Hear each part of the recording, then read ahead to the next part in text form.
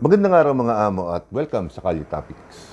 Sa video na to ay magkokomento tayo patungkol po dito sa isang pelikula o ginagawang pelikula ni Director Daryl Yap at ito po ay patungkol doon sa naging kaso ni Pepsi Paloma doon po sa mga bata, sa mga kabataan na hindi po nakakakilala kay Pepsi Paloma. Siya po ay dating artista, sikat na artista at miyembro ng isang grupo, yung tinatawag na soft drinks babies ba yun? Parang ganon. So, ang mga pangalan nila ay hango sa mga paborito nating soft drinks. So, at isa na po dito si Pepsi Paloma. So, actually, nung sumikat itong artista na to, around the 80s to So, 80 to 82, grade 6.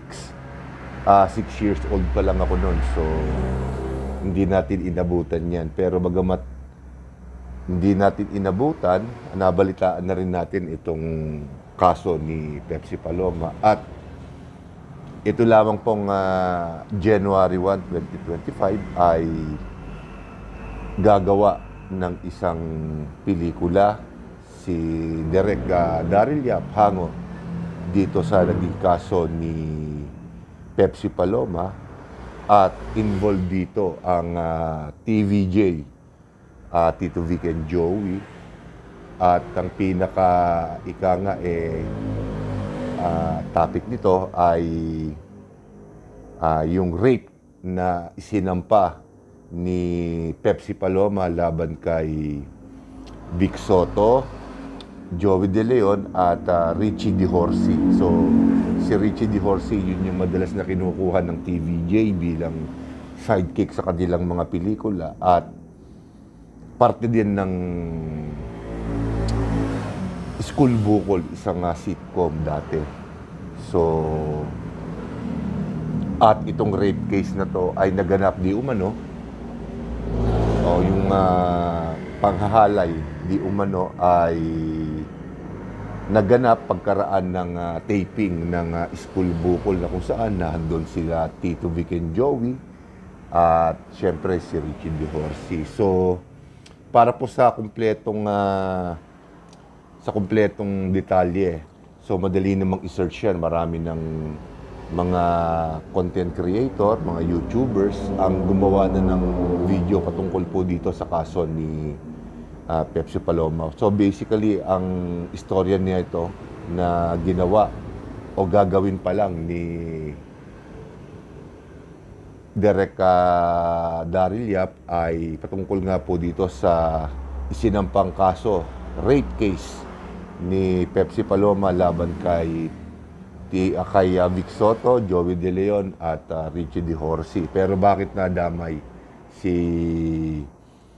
Tito Soto?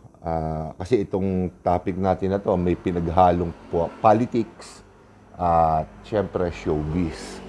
So, marami ang nagulat, kasama na rin po ang inyong lingkod nung maglabas ng 25 to 26 seconds na video, parte ng ginagawang pelikula ni Direk Yap ay at involved dito ang isang artista. Hindi ko lang kilala yung artista na gaganap bilang Pepsi Paloma, pero yung isa po ay syempre ang premiadong actress na si Gina Alahar na tinatanong kung sino ang nang-rape sa kanya at sinabi naman ng babae na Pepsi Paloma doon sa pelikula ay si Vic Soto daw. So, nagulat ako syempre nung mapanood ko tong video na to dahil sa tinagal-tagal nung kaso na yon, around 1982 pa yata yung kaso na yon, kung hindi ako nagkakamali, dahil si Pepsi Paloma po ay nagpakamatay, di umano, ayon sa investigasyon, nung 1985. So, batang-bata po si Pepsi Paloma, around 19 to 20 lang po siya nung namatay. At nung siya po ay di umano'y ginahasa ng inakusahan niya noon na si Vic Soto, Joey De Leon, and Richie De Horsey ay around 18 lamang po siya. Ganon. Mga ganon, 18 or 19. So, batang-bata. Ganon, mga 18 siguro yung kanyang age nung ginahasa siya. So, nung mapanood ko tong video na to, itong gagawin o ginawa ng pelikula, ay nagtaka ako sa timing at marami din naman na nakapuna dahil matagal na yung kaso na yon at sa pagkakaintindi ko sa history ng kaso na yon ay inatras ni Pepsi Paloma yung kanyang kaso, yung kanyang akusasyon laban kay Vic Soto and Company, syempre. So, hindi na po nagkaroon ng hearing itong kaso na to at na-dismiss na dahil umatras na si Pepsi Paloma. Pero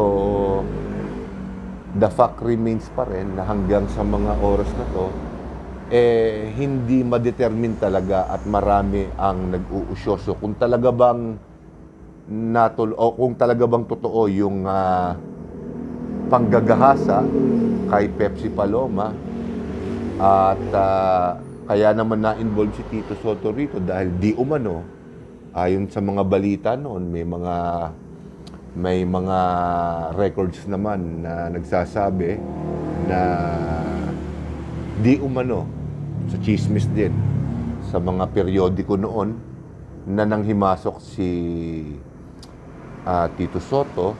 Siyempre dahil kapatid niya ang isa sa mga involved at siyempre si Joey De Leon at Richie De Horsey, parang may inalok si Pepsi Paloma para iatras ang kaso at si Tito Soto ang gumawa noon. So, hindi rin napatunayan yun, siyempre dahil yun ay chismis noon. Pero kumalat din yung balita noon na ginawa lang talaga yung istorya na yon para mapasikat itong soft drinks babies na to dahil mga artista nga sila at itong mga artista na to ay gumagawa ng mga adult films o soft porns, ika nga. Kaya kumbaga yung manager nila, yung handler nila ang gumawa ng istorya para mapag-usapan itong kanyang mga soft drinks babies. Para sumikat. Na sumikat naman, kaya lang hindi ko masabi kung sa tamang paraan dahil siyempre, mga prominenteng tao ang kanilang inakusahan, lalong-lalo na ang mga Soto at si Sir Joey De Leon. Pero nung lumaon, inatras nga yung kaso at nakapagtataka na ngayon ay ginawan ng pelikula ni Director Yap at marami ang nagsasabi na ito ay politically motivated dahil syempre nasa top 5 si Tito Soto at may mga nagsasabi na kaya ginawa itong pelikula na to hindi para siraan buhayin yung kaso na yon dahil malabo nang mabuhay yon dahil syempre yung nag-akusa noon na nag-atras ng kaso ay namatay na at wala na sigurong mga titistigo para mabuhay yung kaso na yon at syempre ang makakagawa lang noon ay yung mga kaanak ni Pepsi Paloma na sa mga oras na to ay wala namang binabanggit o nung mga nakakaraang panahon ay parang wala naman ng interes ng tuloy o maghabol dun sa kaso na yon dahil syempre yung main na tao na involved doon sa kaso na yon si Pepsi Paloma ang siya nang nag-atras. So dito iikot ang ating komento sa kasi yan ang nakikita ng iba politically motivated ba yan dahil top 3 o top 5 si Tito Sen at ang tinatarget talaga nito ay si Tito Sen Pwede, di ba? Pwede rin. Pero siyempre, marami din ang kumi-question kung bakit ginawa ni Daryl Yap itong pelikula na to o gagawing pelikula na to. May nagsasabi na ika nga para sumikat din si Daryl Yap. Kailangan niya ng isang sensational na pelikula at ito ang napili niya. Nasa opinion ko medyo delikado siyempre dahil kung noon ay prominenteng tao na ang mga Soto at sila Joey De Leon, lalo na ngayon. Dahil kumbaga institusyon na sila ng showbiz at ang mga Soto ay nasa politika ngayon. Kaya medyo nasa tagilid na sitwasyon si Daryl Yap. Pero dun sa kanyang mga posts, tingin ko desidido siyang gawin ito o ilabas itong pelikula na to. At ang magiging impact nito, syempre, unang-una doon sa mga main characters sa pelikula, si Vic Soto, Joey De Leon, si Richie Di Horsi ay namatay na, namayapa na noong 2015. So ang maapektuhan na lang talaga nito ay ang TVJ. At syempre, alam naman natin na si Vic Soto, si Joey De Leon ay suportado si Tito Sen, ika nga, sa kanyang pagbabalik sa Senado. So, maaaring masabi na politically motivated to. Pero syempre, may mga ibang tao naman na magpasa hanggang ngayon.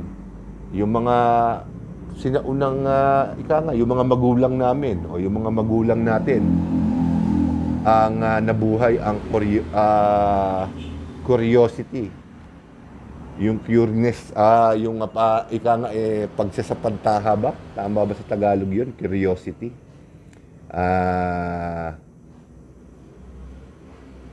Agam-agam siguro. Yun yung tamang Tagalog nun.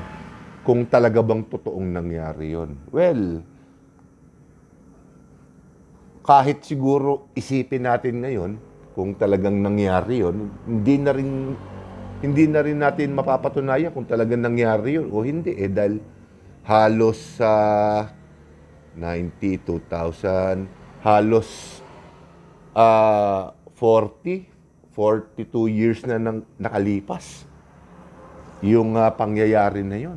So, mahirap na sigurong ungkatin pa yun. At kung dadaanin naman sa legal, may mga eksperto rin tayong napanood na mukhang malabo na rin na mabuhay yung kaso na yon. So, babalik talaga tayo dito sa isang anggulo na ito ay gagamitin lang for propaganda purposes, ika nga. Either sirain ang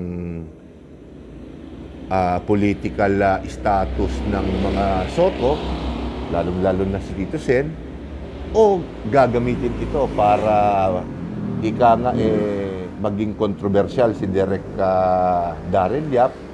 Siyempre, showbiz yan. Kaya pangit o magandang balita, maganda pa rin yan para sa mga artista at mga direktor dahil pag-uusapan sila.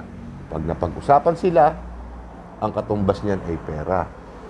Pero siyempre, kung titingnan natin, kung uhusgahan ko naman si Direktor Daryl Yap, bagamat karapatan naman niya yan,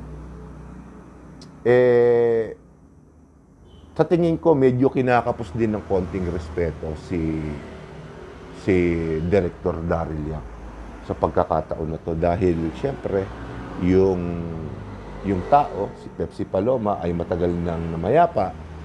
At ang mga kaanak naman ni Pepsi Paloma ay hindi naman na talaga naghahabol ng hustisya kung dapat bang maghabol ng hustisya. Dahil siguro baka nung panahon na yon, nung sinabing inimbento lang yung kaso na yon, baka may katotohanan.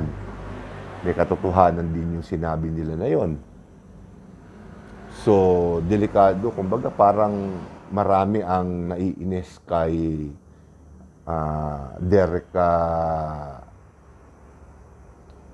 Daryl Yap. At isang tanong lang para sa akin, kung gagawin niya o kung ginawa niya na itong pelikula na to,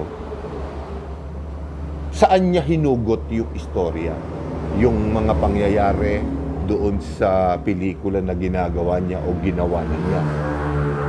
Di ba?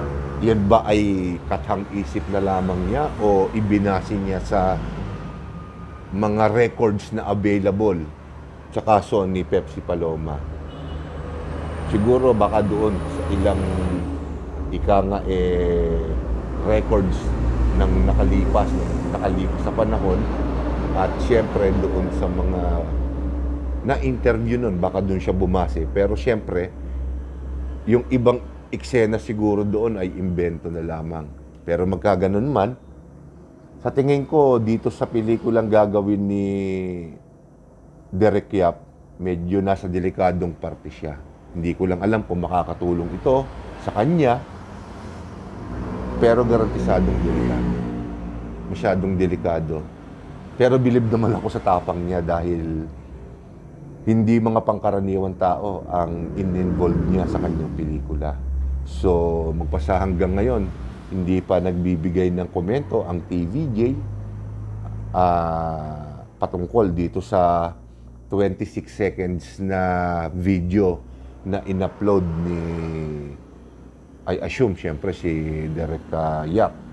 So, abangan natin kung ano ang magiging tugon ng TVJ dito sa pelikulang ginawa o gagawin pa lamang ni Derek Daryl Yap. So, dito ko muna tatapusin ang video na to. At syempre, abangan natin, ika nga, ang susunod na kabanata. So, magandang araw po sa inyong lahat at marami pong salamat.